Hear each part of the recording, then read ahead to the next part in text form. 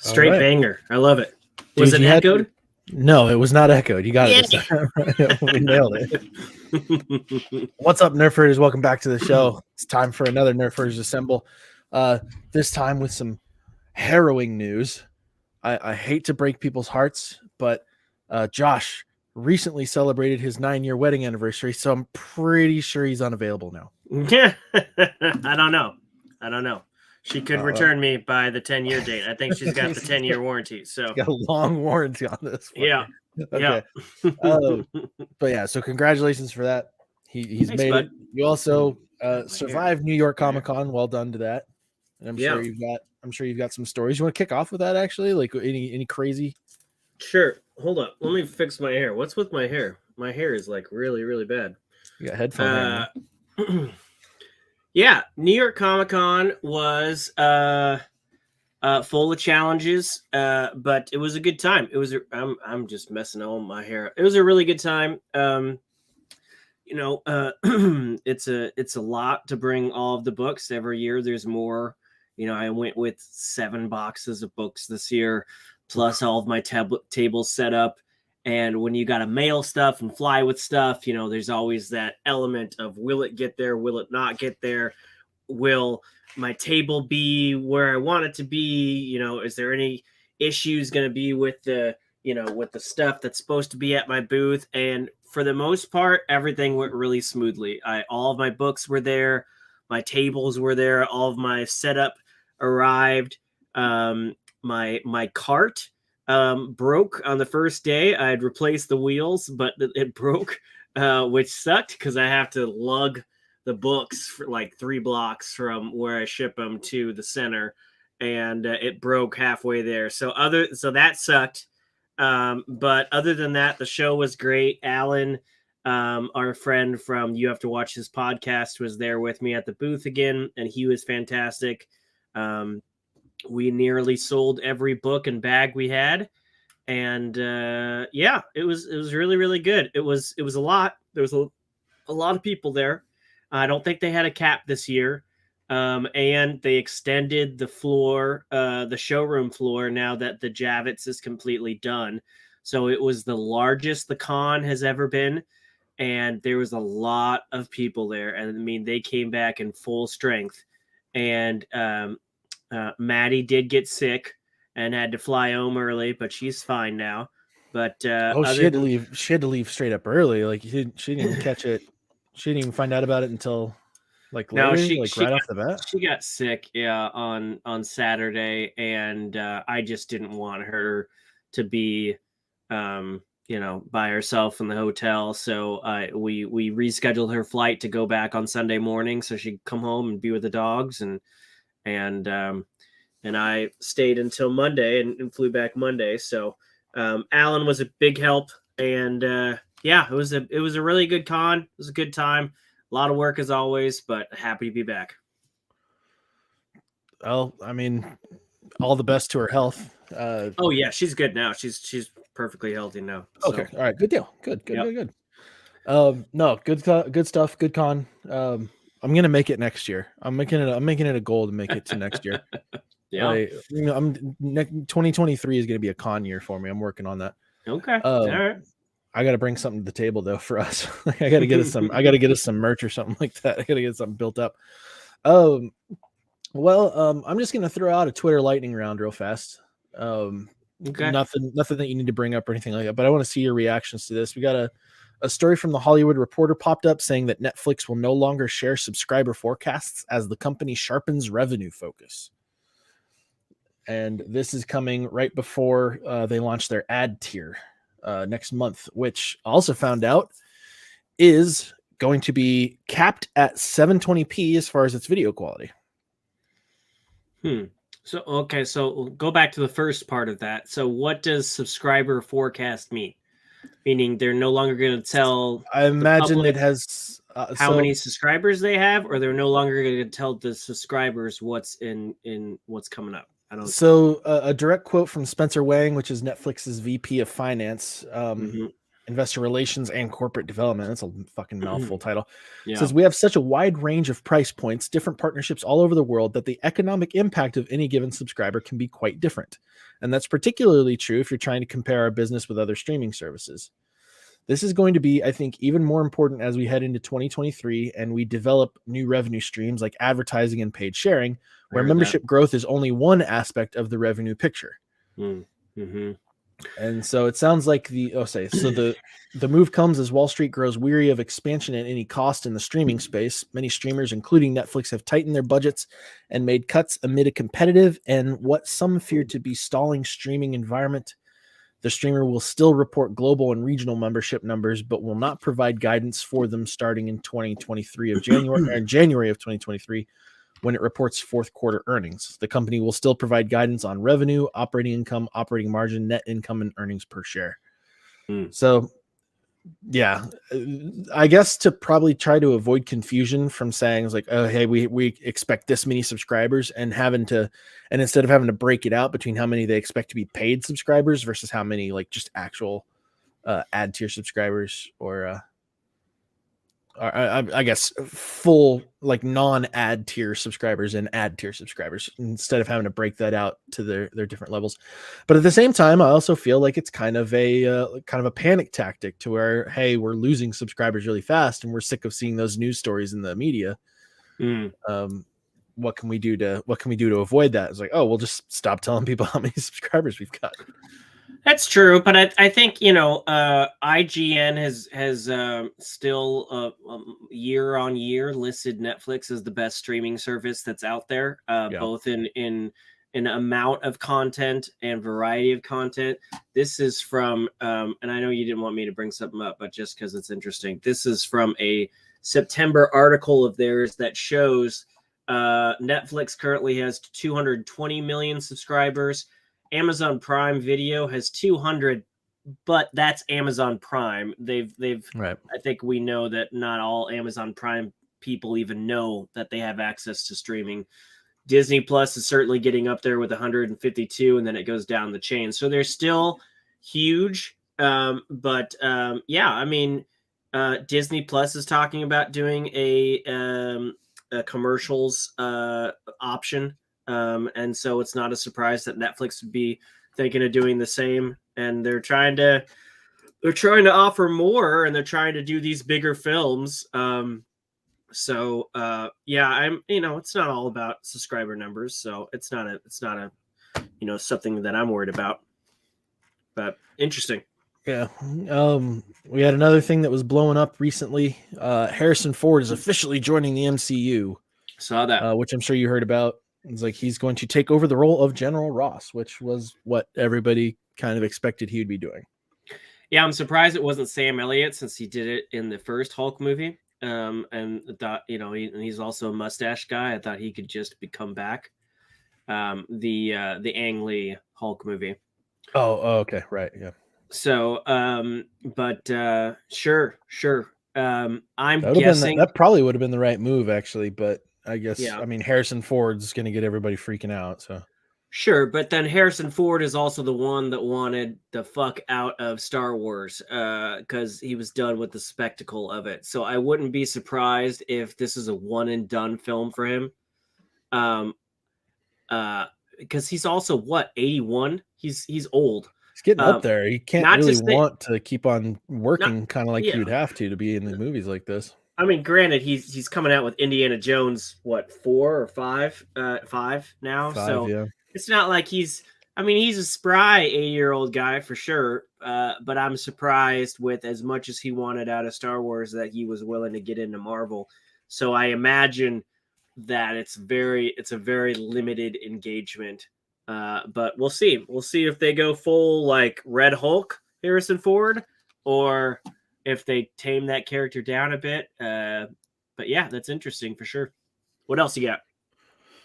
I mean, those were really the two big ones.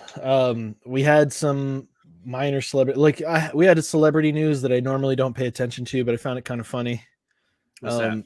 Well, I found it funny in a weird way, but I guess James Corden got into some heat at a restaurant in New York.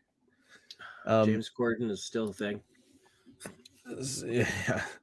So yeah, I guess it's just been widely, there's been tons of stories over the past few years that you can find on like Reddit forums. He did an AMA where that went pretty off the rails because I guess behind the scenes he's got a reputation of being a real cunt. Yeah, a lot of And people look turns at out that. that behavior of his is really really aggressive when it comes to his attitude towards wait staff at restaurants and stuff like that. And so I guess he got thrown out of a restaurant yesterday, which I just found kind of funny. It was just like, because I'm so like, normally when you find out that an actor is like a real douchebag, you like it's normally heartbreaking because you're like, oh, I liked him so much, and then I found out about this. It's just like, wow, I couldn't care less. Like he, like, great, let's get him off of the TV now. I'm sick of hearing about him. So like, hopefully, Yeah. with any luck, we don't have to keep hearing about him anymore. I don't know if this Speaking is of, cancelable, but I mean, I it should doubt it. be. He's done other things that he's gotten away with so much stuff. I think he's on his way out for his show, but who knows how long that'll go. Speaking of seeing celebrities, I forgot to mention this. When we were in New York, we usually try to catch a show, whether it's off Broadway or on Broadway or something. Right. I saw some photos that you posted. You hit a pretty good show. Yeah, we got to see The Piano Lesson, which starred Samuel Jackson, David Washington, which is Denzel Washington's son, Ray Fisher, who played oh gosh, what am I trying to say? Zack Snyder's Justice League Cyborg, and also I think what's her name, Letitia. Or no, not Letitia, Danielle Brooks, who plays Tasty in Orange is the New Black, and she was also in Peacemaker this year. So it was one hell of a cast.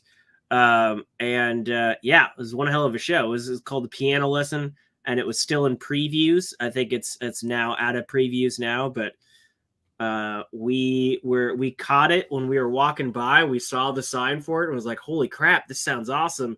But tickets were like, $175 to like $250. Oof. And then we were coming out of dinner. We went to the TKTS stand to see what was up for the night, and they had tickets for $50. So, and they were all like great seats. So yeah, it was a heck of a show. This isn't your photo, is it? This isn't my photo, no, because you were not allowed to take photos. I was gonna say, like, I wouldn't think that you'd be allowed to bring it. Like yeah. you would have gotten in trouble if you'd gotten caught and taken this. Like, if it's Correct. still in previews.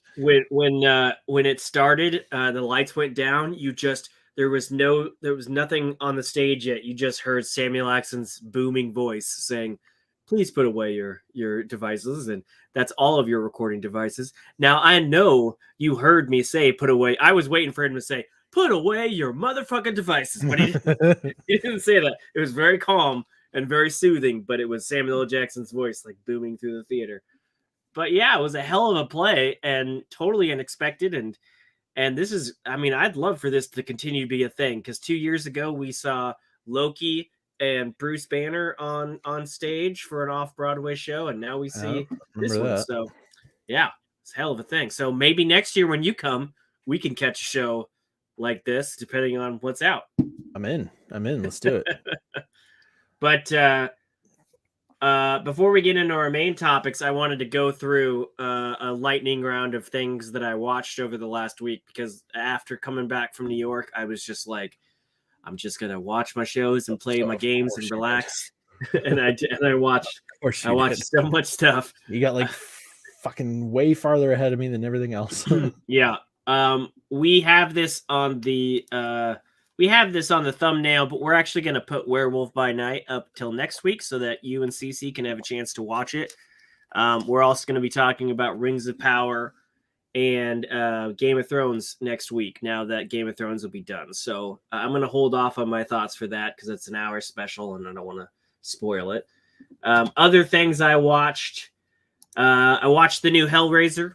I watched the original Hellraiser when I was flying back from New York, and then I watched the new one. I know you have no interest in this. Dude, I've seen so many fucking ads for this thing, and I just don't understand the hype. I just don't get it. Like it's some, like, honestly, I feel like just this villain here, Mm. just the villain here, that's such a safety, like, it's such an unintelligent costume. Like, you take a large blunt force object to the face and knock all those nails into you. How you still going? Sure. Like, what's going on? Well, this Like, is a I always thought Pinhead was a dumb villain. I'm just like, I don't get this. Like, well, it's why an is this entity from scary? hell. It's not something that these aren't action films. So I went back and I watched the first Hellraiser. I don't think I've ever seen that film up until last week. And I will say that the new Hellraiser, while it looks cleaner and high res and everything, um, it was boring to me. I didn't care for it. I thought it Mm. was way too slow. And the first one had more intrigue and mystery about it. I mean, it's the same type of story. There's this mystery box, and the more you play with it, the more these entities from hell come and make you feel pain. And it just wasn't as interesting to me as the original one was. And I know there's other sequels out there. I'll probably get around to seeing Hellraiser 2 because people are like, you got to see the second one. I just didn't care for the new one. I know my friend Josh really liked it. But speaking of horror, Halloween Ends came out this week on Peacock and in theaters. Crazy that they released this on Peacock again. They did the same thing with Halloween Ends, and Halloween Ends lost so much money. This movie, Halloween and or Halloween Kills, they released okay. the numbers for Halloween Ends. It made about 40 something million in the theaters this weekend, but it was around half of what Halloween 2018 made in theaters. And people are going to theaters now. There's no reason they should have released this day and date on Peacock. No reason at all. I didn't see it in theaters, and thank God I didn't, because this movie sucks. It was so bad. It was so bad. And I'm gonna do spoilers because I know you don't give a shit. Yeah. But I'm gonna put this on here. You're also So saving other people at this point. You're being a hero now. yeah. So 2018, the movie Halloween came out, and it was a sequel to the 1978 film. And they brought Laurie Strode back, and you know, it's not the first time she came back, but it was like they were retconning it. This was the official sequel to the 1978 Halloween, and it was a fantastic film. There were kills, there was intrigue. You saw this older Laurie Strode who her family thought she was crazy old grandma. She like bunkered down, learned how to fight, learned how to shoot, jerry rigged her entire house with booby traps, knowing that one day Michael would escape and come after her. Badass film. It ends with her locking him in the basement, setting the fucking house on fire. And if it would have ended there, it would have been fantastic. Nope, that's not what they wanted to do. So Halloween Kills came out last year, and Michael escapes because the firemen go in too quickly, and he kills the fireman and escapes. And the I remember whole seeing a trailer where she's like screaming while in the back of a vehicle or something like that, saying "Let it burn." yeah, let him burn. Yeah. So And I'm just while like, well, if it was that important to you, why'd you leave? Why are you leaving? Like, what? well, she was dying. They needed to get her to the hospital. She was in a wreck, and unfortunately, she spends the majority of the film in the hospital while Michael goes around and kills people. And everybody was upset that Laurie Strode wasn't a main character in Halloween Kills. And then this stupid "Evil Dies Tonight" chanting crowd hunts Michael down, kind of kills him, and then he gets back up and kills everybody. It was a dumb film. A lot of people thought it was just silly, but then they're promised, oh, but the next one is Halloween Ends, and it's this final face-off between Laurie Strode and Michael Myers, and you're gonna get what you want. And the trailers just show them going at it, and they're fighting and everything. Everything in the trailer is from the last 12 minutes of the film. The first hour and a half of the film has nothing to do with these two. They try to introduce a new character who lives in the town and takes up the mask of Michael Myers and starts killing people. Is not Michael Myers. is not as entertaining or frightening or destructive as Michael Myers. And then they even make it that Michael Myers has been hanging out in a storm drain for 4 years and nobody's found him. And he starts tag teaming murders with this new kid for some reason. He's like his helpful giant from the sewer. It's weird. And then we finally, the last 12, 13 minutes of the film is him versus Laurie Strode, what everyone wanted. And so, shitty film. No one, you don't go to see a Michael Myers film to watch somebody else. Sorry, that's not what you do. And you don't advertise it as the final face-off when that's not what the film is. And they could have easily taken the last 13, 14 minutes of this film and tacked it on to Halloween Kills, and you would have had a perfect trilogy with the 1978 film. But instead, they got greedy, and they wanted their own trilogy, and the third film sucked more than the second film, where most people thought it sucked. So I don't know why they made that choice, but it's a disappointment. I'll just say that. It's a major disappointment. Don't waste your money. I have yet to hear any good things about like these like this is considered like a classic horror villain, right? Michael Myers would be like up there with slasher classic. Yeah, the Texas Chainsaw guy. I haven't heard a single good thing about any of the Texas Chainsaw like redos or anything like that. Right. I don't know what Freddy Krueger's from. Nightmare on Elm Street. Okay. I don't know if has there been remakes of that? Not in a long time. Okay. Well, I haven't heard any good things about any like the reboots there. And it's like, yeah, I don't know why I would, because these are all like, I've always looked at horror films as like cheap thrill rides, which is what they seem to be. And we're already kind of tired of reboots of like all the other franchises out there in the world. So like, I feel like you're taking a huge risk rebooting. Like that's like taking an actual old thrill ride.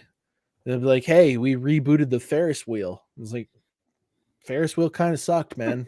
Like, I don't know if that's really necessary. Like, you fucking leave that alone. The 28 reboot of Halloween, though, I loved. It was insanely good. And Michael Myers is iconic. They called him the Shape in the original films because he's just this figure, this menace, this force to be reckoned with. And the 2018, it wasn't a remake. I called it a remake. It was a sequel, and they even brought back the same guy that played Michael because he's a tall fucking dude. They brought him back to play Michael, and it was just as good. I mean, it was a crazy good film. And so I think if done right, yeah. But then once you try, I mean, there's been so many Halloween sequels. Rob Zombie even did a couple sequels. We don't need to. I mean, I get it. They want to milk this shit dry, but clearly they had a winner, and then they had and now this was a straight old dud. It was just not good. Don't make a Michael Myers movie and tease it as the final showdown of these two characters when it has nothing to do with these two characters till the last 14 minutes. I mean, I was texting a friend of mine and I was like, is this a love story? Is this a drama set on Halloween but has nothing to do with Michael Myers? I mean, that's the first like 45 minutes is a love story between two people that have nothing to do with this. And it's kind of annoying. I'm sure plenty of people are like, this is a fresh take. There's a lot of people on Twitter that are like, we're going to be alternate and say that this is the best Halloween movie. But they just took the plot points from Nightmare on Elm Street 2 and Jason Goes to Hell, where there's an alternate baddie for the majority of the film, and then the baddie you came to see comes in at the very last second. And nobody likes those plot lines. They want to see what they came to see. So I'm done with that. But a couple other things I saw this week that were good. Significant Other is an interesting movie on Paramount Plus. It's about a couple of hikers that go into the mountains, and some strange shit happens. It's about mental health. It's about alien invasion. It's about a lot of crazy stuff. I really liked it. It was a thriller. Luckiest Girl Alive is based on a book. It's not a true story, but it's about Mila Kunis plays a school shooting survivor where She's one of a couple kids that survived, and one of the other survivors has become a big anti-guns advocate, and has said in the past that he thought she was involved in the shooting. And she's always maintained her innocence, and it's about how she's like tried to move on from that. And she's trying to be a writer for the New York Times. And there's a documentarian that wants to interview her and get her side of the story. And it was really, really interesting. I really, really liked it. It's not a horror movie. It's a drama. So if you and Cece are looking for something interesting to watch, I strongly recommend this one. I thought it was fantastic. And the last thing I watched was the first couple episodes of Let the Right One In. And this is a Showtime adaptation of, there's been two different movies. I think the first one was Norwegian or Swedish, and then there was an English remake. I've loved pretty much everything they put out about this storyline. I will watch them all. I appreciate the original movie more than the American remake, but it's fantastic. And the show is more following the father, but it's about a guy who's trying to take care of his girl, who's a vampire.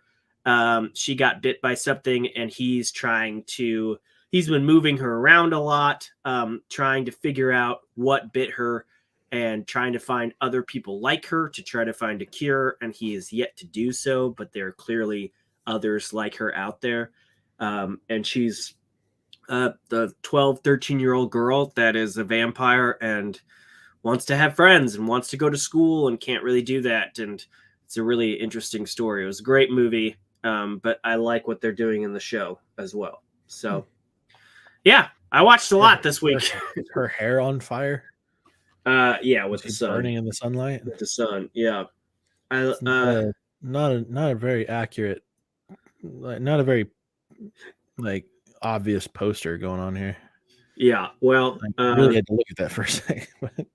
The poster I got, and I think it's downstairs that they were handing out at Comic-Con, shows her eyes, and it has a cool reflectant glow in the dark thing for her pupils, which are really cool in the show. So other than that, and playing with my Steam Deck over the weekend, I didn't get much done. I was just kind of relaxing over the past couple days. How far into Spider-Man are you? Where are you at? I don't know. I don't know how far I am. I'm sure Steam can tell me right quick. Well, just the last thing in the story that you remember. Oh, I'm 18 hours into it. But that doesn't really mean anything. The last thing, he was helping Doc Ock with the arms. The arms are working now, so okay. I still got plenty to go. Yeah, you got a little bit. You got a little bit of ways. I had to take a break for a while to get ready for New York. So there's a lot of side stuff. So there is a lot of side stuff. I could be chasing pigeons for a week, So fucking pigeons. Yeah, there's a lot of stuff to do in that game. But I got this Steam Deck, and I pre-ordered it over the summer. Then I missed the date. If you pre-order it, they send you an email, and if you don't answer the email in 24 hours, you miss it. And I missed it. And then I was like, shit, I'm sorry, I missed it. Can you send me another link? And it came while I was in New York, and I've been playing it all week. I've got all these old emulators on it. I've been playing NFL Blitz on Nintendo 64 and a bunch of old stuff. And then I can play games like Spider-Man Remastered on it, and it's fantastic. So I love it. No. It's my favorite handheld. I might actually sell my Switch because I don't play it anymore. Oh damn! All right, you're part of the PC gang essentially at this point. I guess you've been converting me, buddy. I got 3 hours of sleep, so I am not yawning due to our conversation. I am just yawning in general. Because I've got some bones to pick now.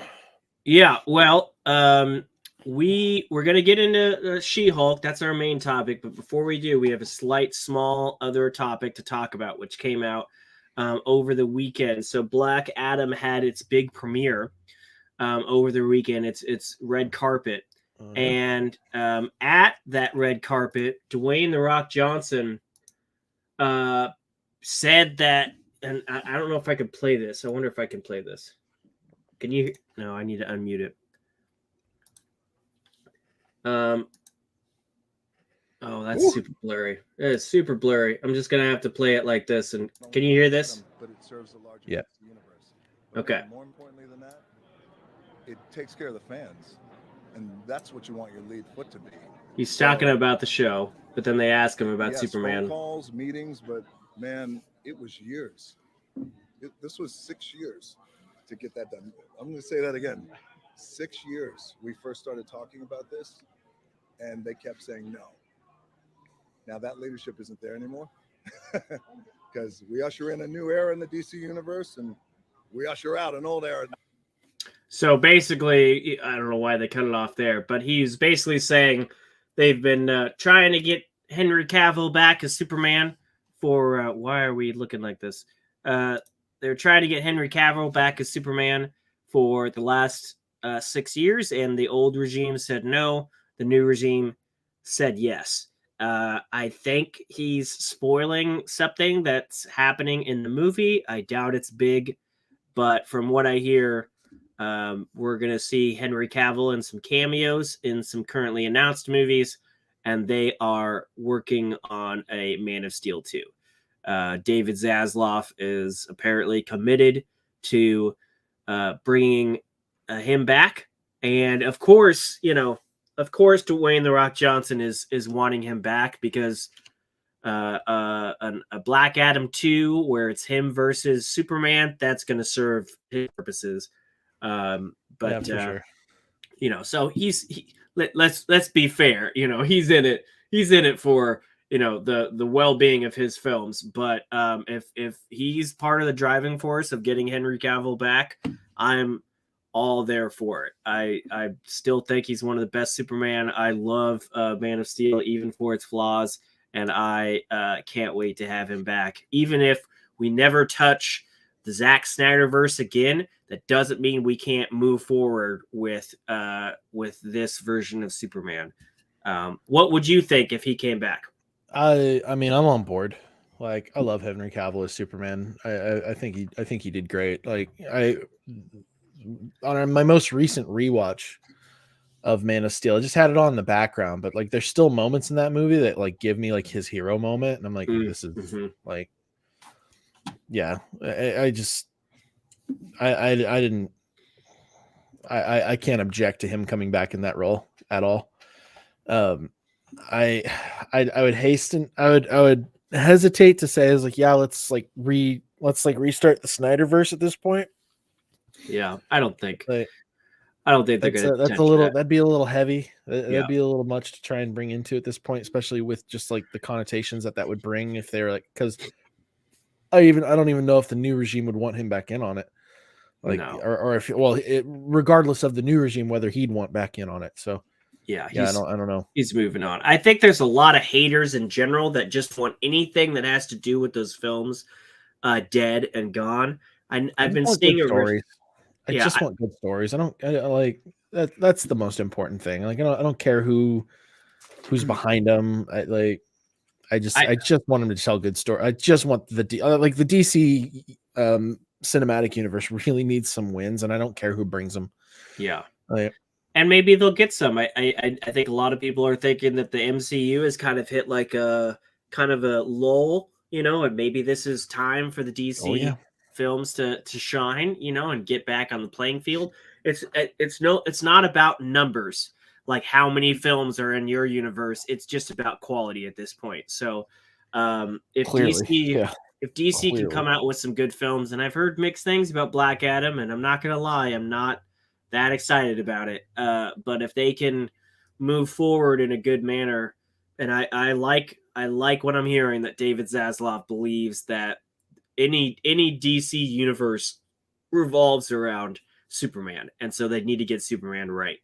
And but I keep on seeing like an article or a theme flying around, different articles about how DC in the hallways of DC, or DC leadership thinks that releasing the Snyder Cut was a bad idea, and they shouldn't have released the Snyder Cut. And to that I say, well, of course they didn't want to release it, because it was about their failure. It's not the current DC folks that think that shouldn't have been it. It's the people that no longer work there, who were part of the problem and part of the drama. And of course, they don't want anything that solidifies that drama out there. So They sure, certainly didn't don't want it to succeed. Right, But right. So of course they regret releasing it, but I think the majority of people really did appreciate that. And I think I'm sure they're crying their way back home with the millions of dollars that they made off of letting it go through. Yeah. Yeah, I'm sure their pride is what took the biggest hit. I think it did, and I think that film existing is just a reoccurring reminder of the fuck up, And I wouldn't want that out there, if it was something that people praised and it was praised because I fucked up, I wouldn't like it either. I think if we can get a good story with Man of Steel 2, that would be amazing. And it hasn't been officially announced. The rumors are that he's just in cameo status right now, and if they can find a good writer, they will work on the second Man of Steel, but it has not been officially announced. So don't freak out. But any Cavill Superman where we can actually see his face and it's not down like Shazam was, I'm down for. That'd be good. Yeah. Anyway, let's move on to the meat and potatoes. We wanted to talk about She-Hulk now that the first season and possibly the only season is done. I can't remember. Did we talk about this at all? Have we done like the first half of the season at all? I honestly don't remember. I don't know if we actually did it officially or if we were just talking behind the scenes about it. I guess I could just look at our channel and figure it out. I feel like we've definitely talked about. No, we did talk about it, but I can't remember how many episodes were out when we did. I imagine it wasn't much. I'm looking at our thumbnails. It would have been fairly early on, I think. Oh yeah, we did have it in our thumbnails a month ago, so that was probably like the first couple episodes, like halfway, like first half. Yeah. Mm-hmm. Well, how do we start with this? Let's do non-spoilers. What did you think of the series as a whole? Ugh. There you go. Like, ugh. And that is clearly because you're a chauvinist pig and you do not like any female leads. That's why. No, right? The stuff that I saw people freaking out about the most was actually not really even on my radar. So like talking about like the stuff that was revealed that did blow up, like I didn't give a shit about the twerking scene. Like, oh yeah, I don't care. like whatever, who cares? Honestly, if based off of some of the stuff, like I haven't read any of the comics from She-Hulk, so I didn't have like this attachment to her character beforehand. But from the stuff that I've read, really didn't seem like it was out of character for her. The struggle that seemed to exist in this show is that like there wasn't like a level of consistency with her character about how she viewed certain things. Like there was some like seemingly uninteresting stuff that she was like pretty serious about, and then there was some stuff that was like that I would have deemed kind of more serious that she was like not really serious about at all. There was a lot of talk about this being like a lawyer show, and there was not really a lot of lawyering. Like there wasn't a lot of that. And it's like, and when we did get it, it was very brief, and it wasn't really like a showcase of her skills as a lawyer. Mm-hmm. It was more like you've got those lawyer shows where the lawyer is just like super good, and they always have like this difficulty of kind of like dumbing down the complexity of the law to where, yes, this person is still looking to be an absolute expert in their field, but somebody who isn't like the casual viewer who doesn't know shit about like the deep cuts of law that they're getting into can still like appreciate that. So it's a tough balance, but I really feel like they didn't even try and strike it here. Like they didn't even go at it. And like the one episode where we had like a reasonably large court case or like an actually important court case, like each time like somebody else was handling it for her. Like she wasn't like she wasn't like the main reason that case was successful or unsuccessful, except for in the first episode. She was the reason that her case was unsuccessful and like leading into our plot, which is generous that I called it a plot. It just kind of like hey, I wanted to see her as like she didn't want to be a superhero. Like it was very clear throughout the show that she doesn't want to be a superhero, and she wants to be a lawyer. But why not show us more of her being a lawyer? Like that felt kind of strange that they didn't do that.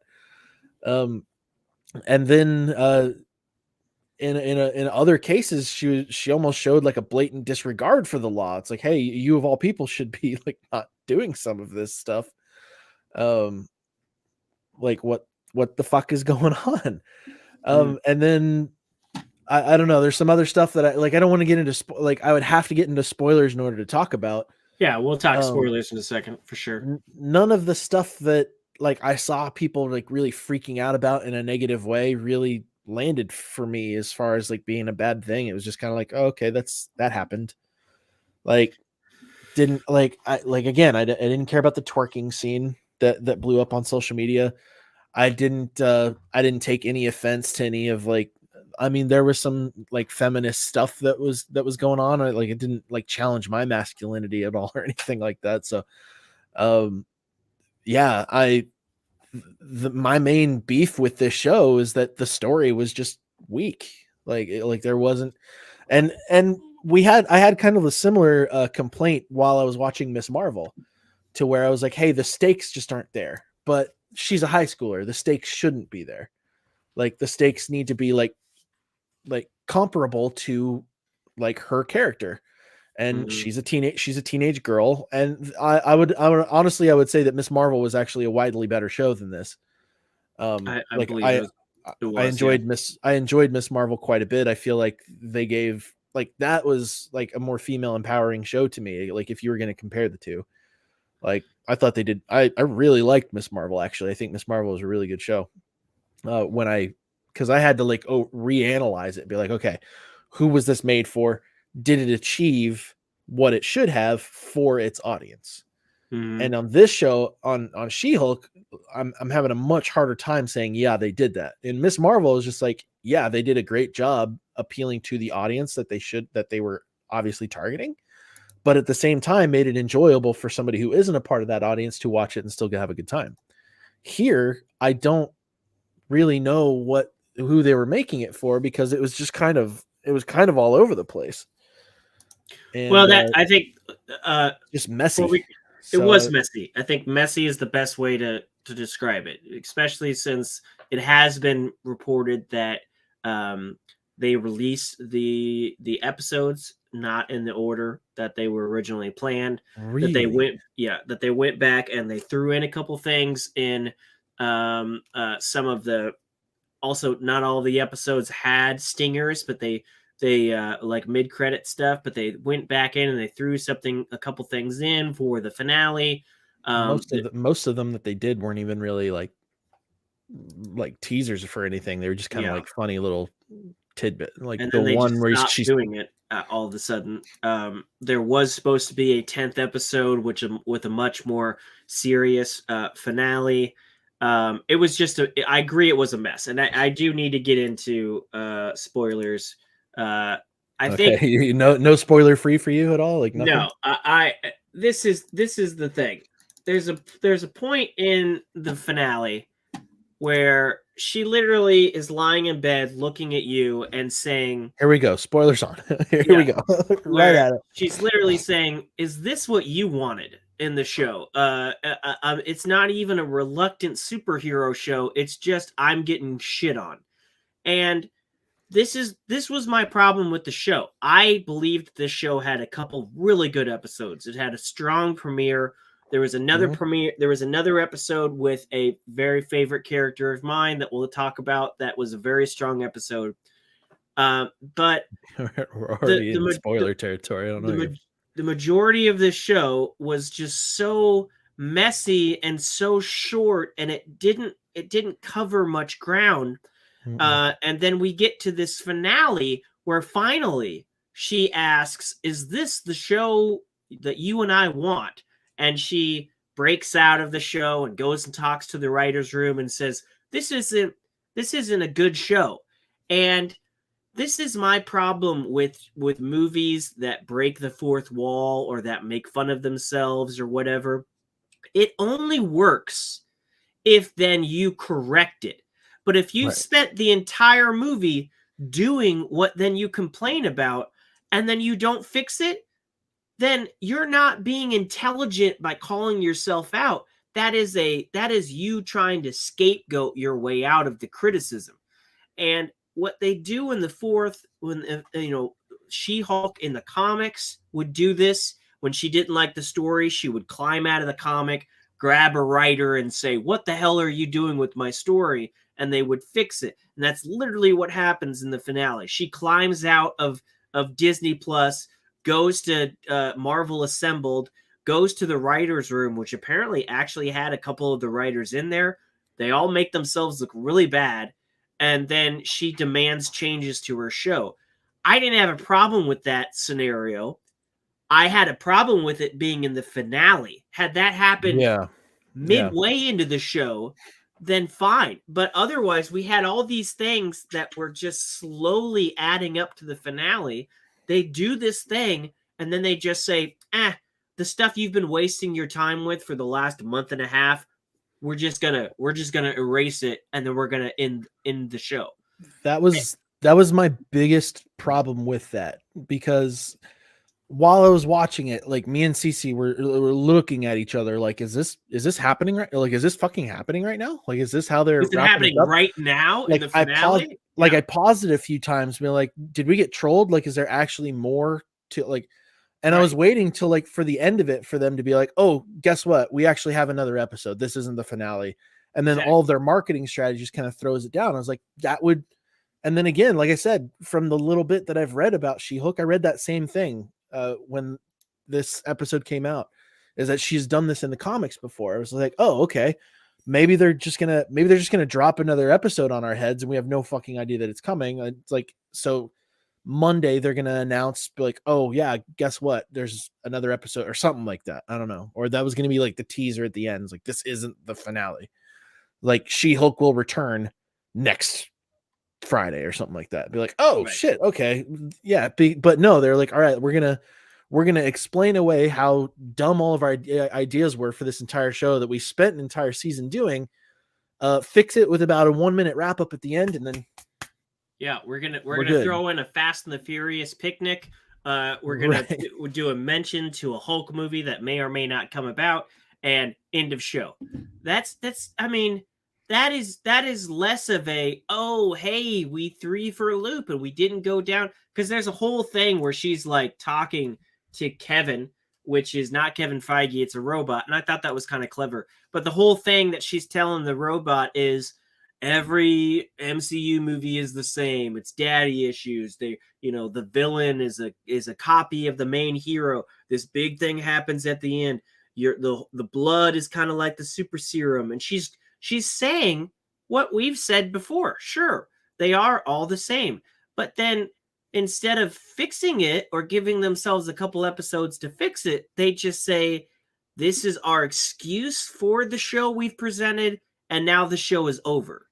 And yes, I thought that the little bro Hulk thing was dumb. And it was a horrible idea. I'm so glad that they scrapped it and that this dude isn't like a main player.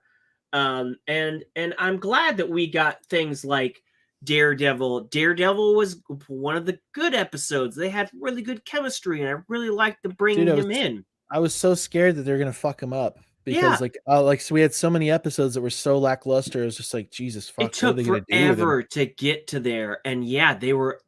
So many of those episodes were such a mess that I was like, if they do bring him in, it's just going to be a clusterfuck, or it's going to be a really short cameo. And instead, it was this tightly written, really good episode, like a gem in the shit show of this show. That was like, wow, why can't all the episodes be this good? Because there was a court case. They brought him in first as an attorney. It turned into something bigger. There was a fight. they hooked up. It was a very well written episode.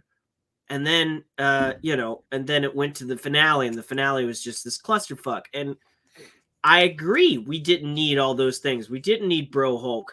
We did need the Hulk fighting Abomination, which why the hell is Abomination 3 times taller than the Hulk? Like, we've talked about the MCU neutering the Hulk.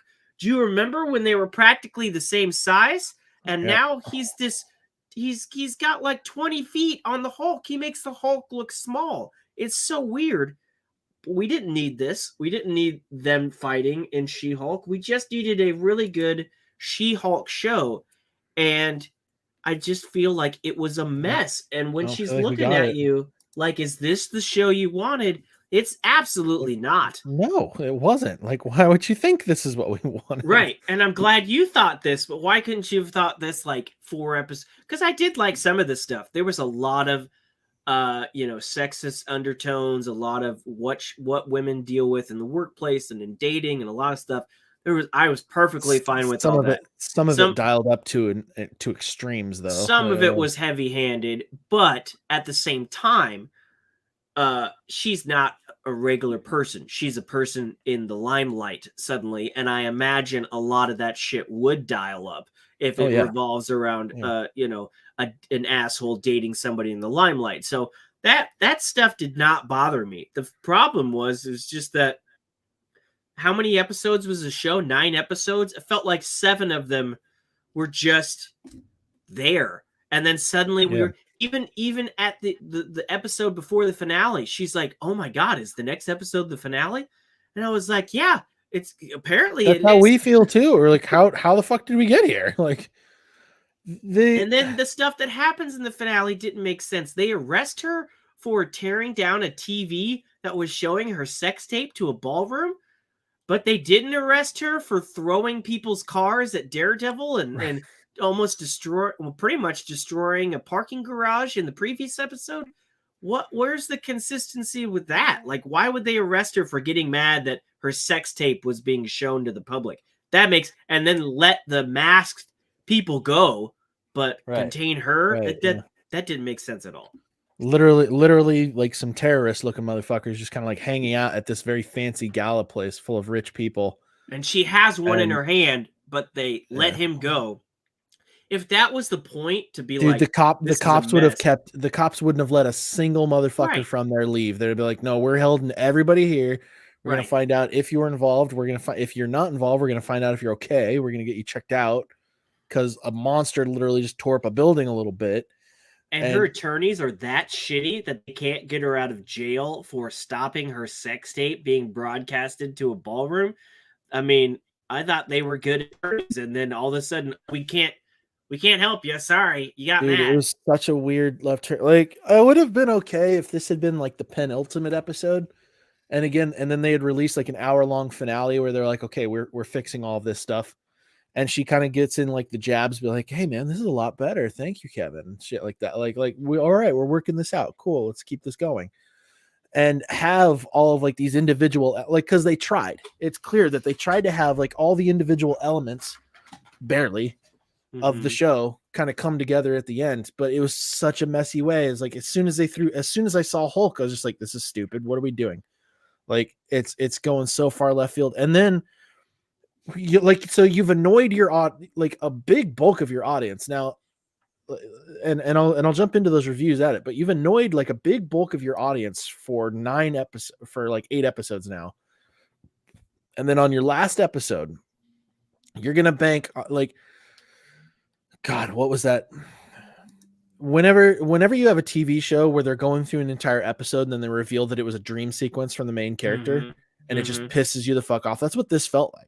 They teased that for the second season. Yeah. Like that's exactly what this felt like. And it's like, this is ridiculous. Like why are you guys doing this? Like, why did you think this would be okay? Like she deserved I'm mad, but I'm like mad for Jen. Like she deserved a better story than this. Tatiana Maslany did great with the subject matter she was given. Like she was likable in a lot of places. Like she was relatable in a lot of places. And but for some reason, like everything around her was just sloppy and messy. And it's like, what are you guys doing? And for the entire series, it felt like that. Like her friends were all treating her like shit. And it was just like, you guys know she's a giant fucking green monster, right? Like her family was taught, like a lot of people were talking down to her as if she was just like some tool for the people around her. And this is supposed to be like a woman empowerment story. Like she's being treated like shit. And like she's not commanding any of this respect. Like, this is how we're gonna wrap this show up now, to where you're just gonna be like, yeah. we're just rejecting a bunch of that stuff and like going back on it. Oh, and then she's supposed to be like this supreme powerful lawyer. This guy just released her sex tape. Just at the end here, he's just going to jail. Like he's just going to jail. Like she doesn't get to flex her lawyer muscles at all. Like we didn't really see him in court. Yeah, but if you're saving that for an extra seasons, like at this point, it's like, I'm sorry, it's too late. We're not going to care. Like we're not going to care by the time you get to it at this point now. Like when she said that, I was like, okay, there's going to be another episode. They're revealing like a 10th episode. 10's a good round number. Like, here we go. That's going to be the actual finale. And so far it's been radio silence. So it's like, unless something comes out, unless they pull some like crazy left turn, I think we're done. It's like, wow, this is really unsatisfying. Like she deserved better. Like she really deserved better. Don't get me wrong. There's some bright moments in here. Like you said, like there's some shining moments in the show. Again, I didn't dislike Tatiana Maslany for like what she did. Like, I feel like she did a good job with the part, but like when the writing sucks behind it, like what do you do? Like, what do you do? Like, what's the deal? And the reviews are reflecting this for the most part. Now, like the Google review that I brought up is showing a 2.0 out of 15,000 ratings. But when you click into some of these reviews, like even some of the 5 stars, they're actually talking about another movie. And so I don't know what's going on with that. Something happened there. Rotten Tomatoes gave it an 87% for its average tomato meter, where the average audience score is 35%, which is brutal. And then IMDb itself finished out the show's rating with a 5.1, which might even be a little bit generous, but my rating falls right around like the 4s and 5s as well. Like it's like out of 10, like it's pretty accurate. And most of the episode, like when I'm logging into social media and looking into all these, like most of the episodes that I really disliked are the ones that are showing up as the lowest rating, except for a couple of them. But like you had your opening episode at 6.5, which is kind of brutal. Like you really want your opening episode to be like a big one, but like I actually liked the opening episode. Like I felt like they rushed through a bunch of stuff, but like I loved the premiere. Yeah, I thought the premiere actually did okay. Again, like I feel like this show would have benefited from being longer, not that much longer. Like you would have only had to have added like 10 minutes or something like that. And to add insult to injury, for a show where the episodes are very loosely connected, you're giving us recaps and you're wasting runtime on recaps at the beginning of every episode. Every episode, the beginning was they did the full Marvel entry card and then the recaps. Full Marvel entry recap, and then you've got like their extendedly long credit scene and all that stuff, and like all that's being packed in there. They had the Savage She-Hulk, which was kind of fun. I thought that was great, actually. It was in the finale, and I was like, I hope they're not doing this because the finale itself sucks. And then the finale itself did kind of suck, and I'm like, well, now I enjoyed this less. But it did suck. It straight up sucked. Which is super sad. I just it bugs the hell out of me. It really does. No sense of where the character is going. Like Kevin the Robot, you're not going to be in movies. The only thing the show teased was this.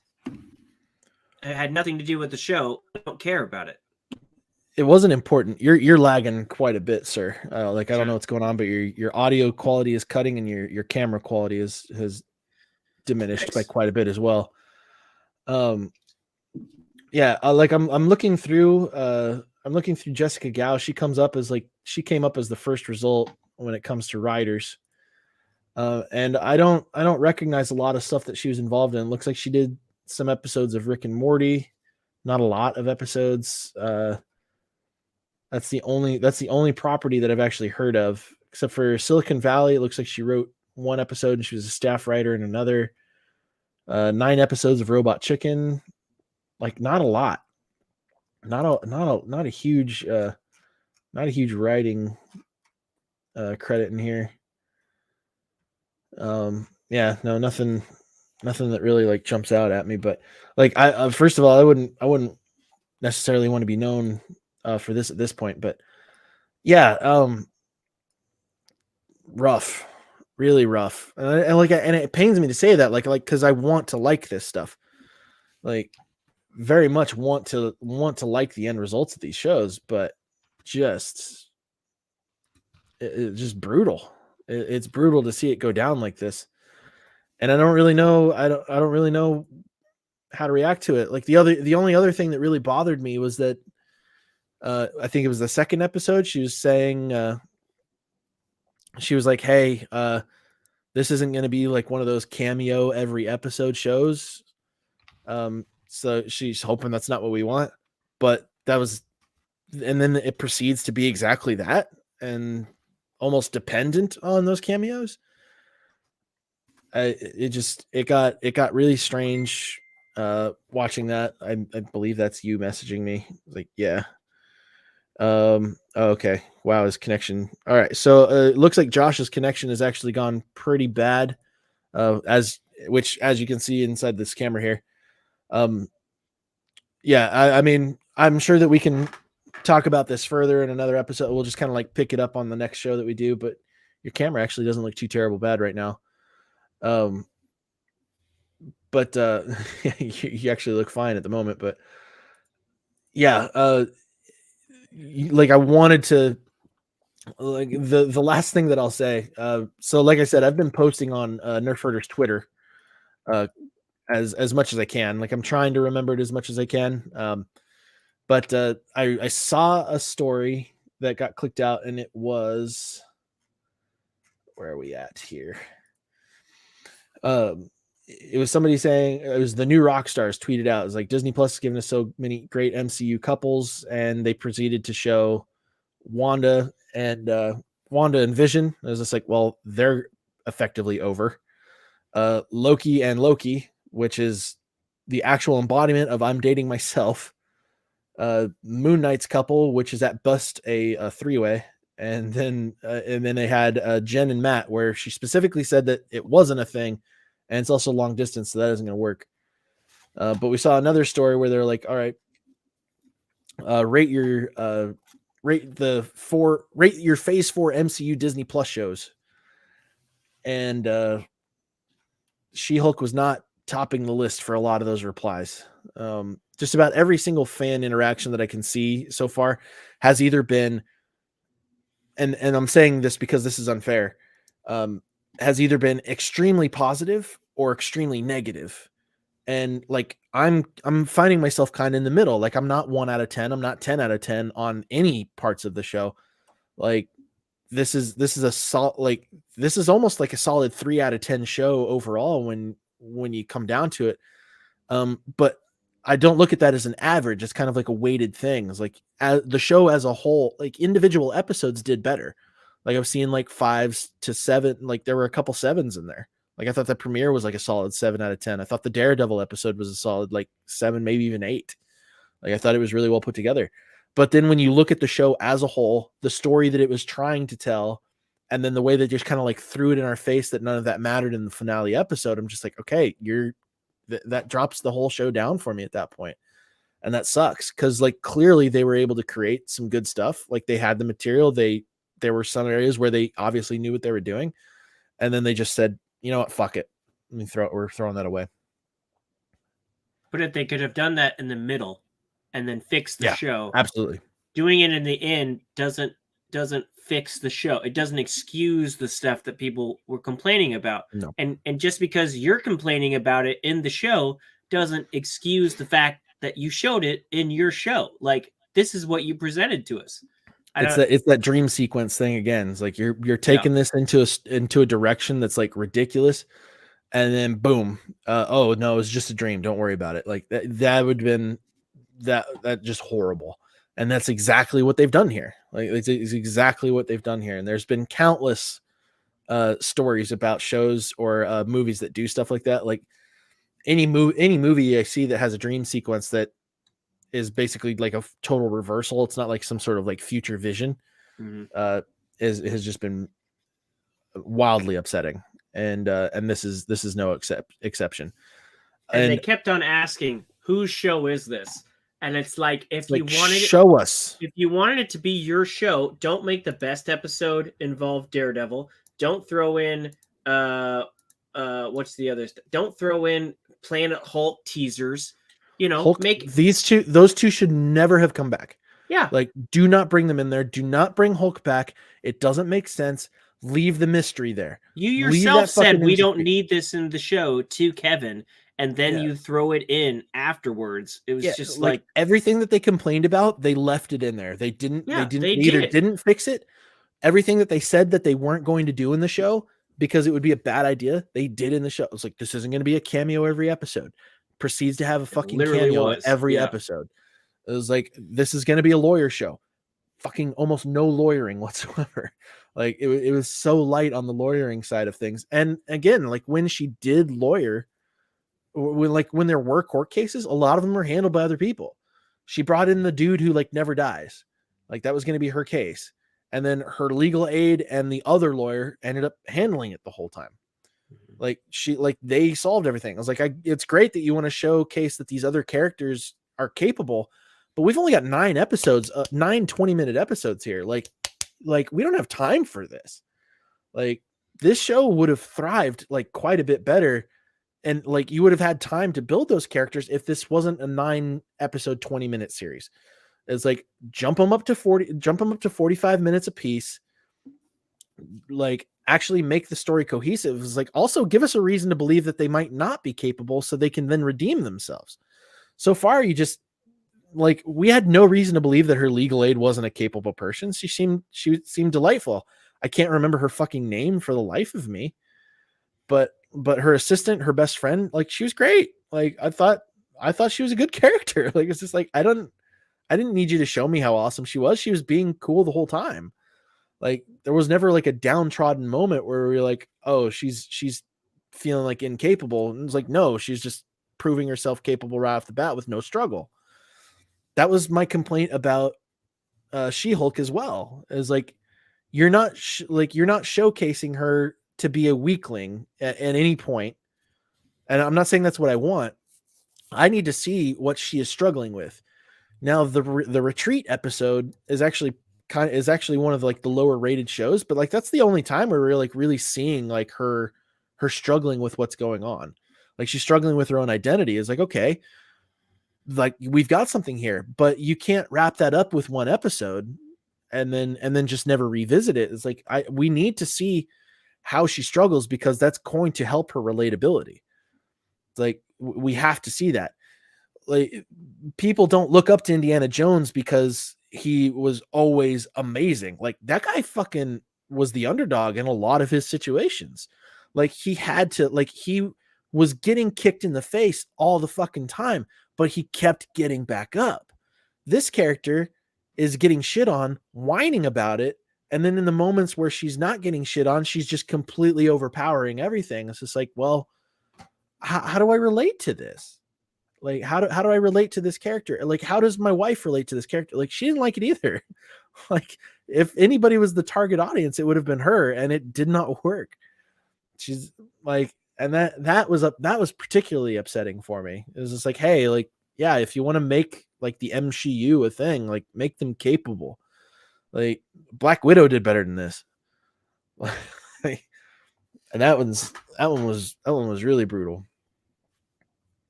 Yeah, agreed. Looks like your connection is giving you crap again. Yep. Yeah, you want to try and get in a final thought there?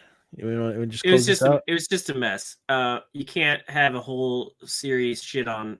I'm blanking out on it. a little bit. You can't have a whole series shit on a character and then just wipe it at the end and expect it to be satisfying. So. Yeah, no, it's not going to go that way. Well, yeah, unfortunately, it looks like we're battling some technical difficulties here. Do better, MCU. Like, we know you can. Like, we know you're capable of doing better. Let's see you do better. I don't know it. I don't know what the next piece of Disney Plus Marvel is going to be. Next Disney Plus series. Let's jump in here real fast. The New Mutants. That's not right. It's Daredevil.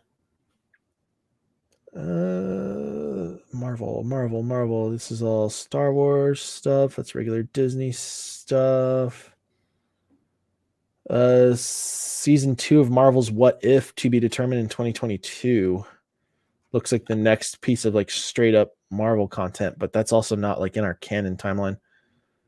Ironheart. Echo in summer of 2023. Ironheart in fall of 2023. Agatha, Coven of Chaos, winter 2023. That's probably going to be Halloween of 2023, but yep. Yeah, nothing left. We got the New Mutants that started October 14th, 2022, but I'm not entirely sure where we're going with that. I also think that was already made. I think it's just being added to Disney Plus in that time frame. So I don't think that's actually right. Yeah, no, nothing big on the Marvel front according to this. Marvel schedule 2022.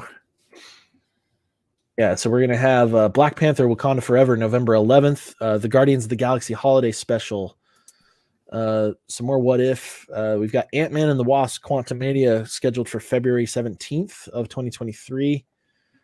Secret Invasion. Secret Invasion will be the next actual canon show. That's in 2023, according to this.